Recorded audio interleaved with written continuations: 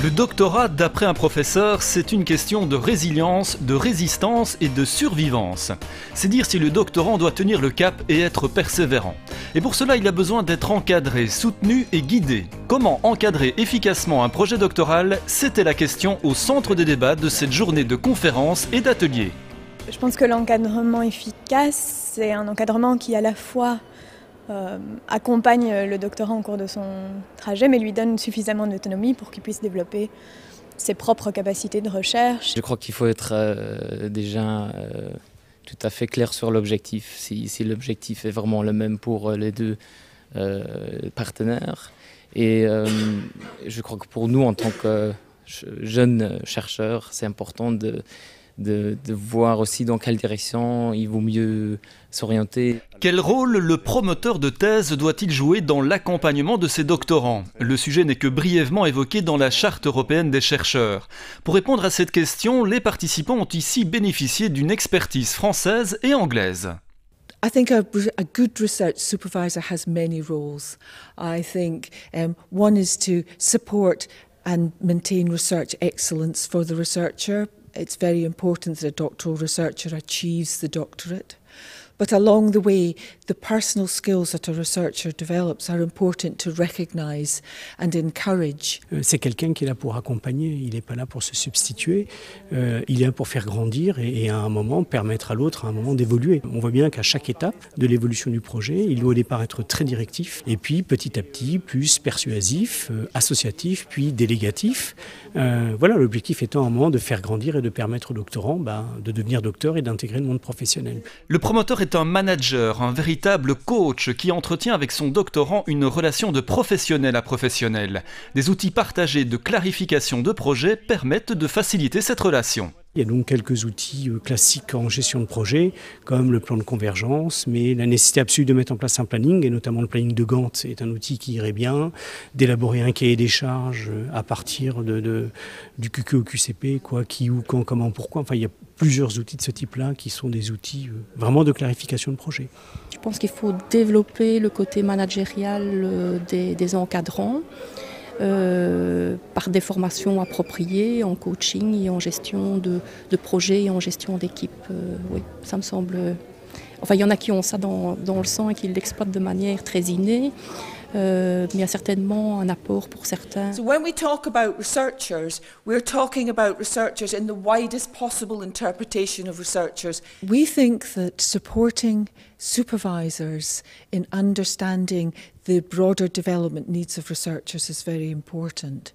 And so we look at, for example, the benefits that there are to supervisors in helping the researchers develop for a variety of careers.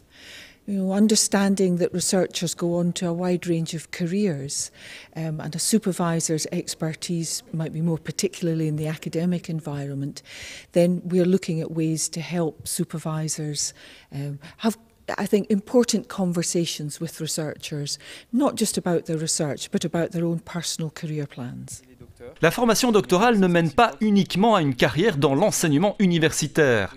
Le doctorat prépare aussi à des métiers de recherche et développement en dehors de l'université et même à des métiers de cadre à haute responsabilité qui exigent diverses compétences transversales. On a réalisé une étude en France sur 5000 docteurs et doctorants et on s'est aperçu qu'il y avait un pool de compétences spécifiques aux docteurs, c'est-à-dire que les compétences en elles-mêmes n'étaient pas spécifiques aux docteurs, mais c'était vraiment la réunion de toutes ces compétences au sein des docteurs qui créaient leur spécificité. Ces compétences transversales sont très recherchées par les recruteurs.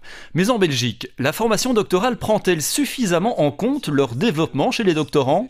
Tout est axé uniquement sur les compétences, en tout cas dans les domaines scientifiques par exemple, sur les connaissances scientifiques et l'expertise dans le domaine de recherche où on est impliqué.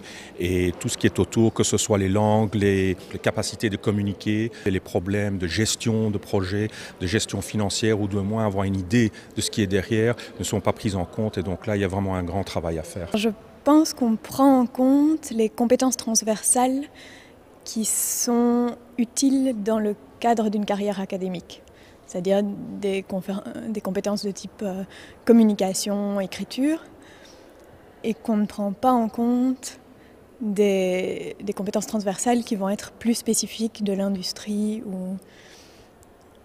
ou du monde extérieur à l'université. Selon moi, il y a pas mal d'efforts à faire justement pour identifier quelles sont les compétences transversales et de voir comment on peut faire un mapping au départ de l'entrée en fonction de l'étudiant et de voir l'évolution de ces compétences transversales à travers le temps par un accompagnement aussi adéquat. En 2005 se tenait à Salzbourg un important séminaire où les principes de base de la formation doctorale ont été énoncés. Il y est notamment recommandé de concevoir des programmes orientés vers l'acquisition de compétences transversales et vers l'employabilité des docteurs. En Belgique francophone, l'offre de telles formations n'est pas suffisamment encouragée en comparaison avec les pays voisins. L'employabilité des doctorants, nous la développons en les aidant à réfléchir dès le début de leurs études doctorales à leur projet de professionnel. Donc nous essayons de faire passer le message qui passe pas toujours facilement, que plus vous réfléchissez tôt à votre projet doctoral, plus la satisfaction professionnelle du docteur est forte et moins la période sans emploi est longue après le doctorat.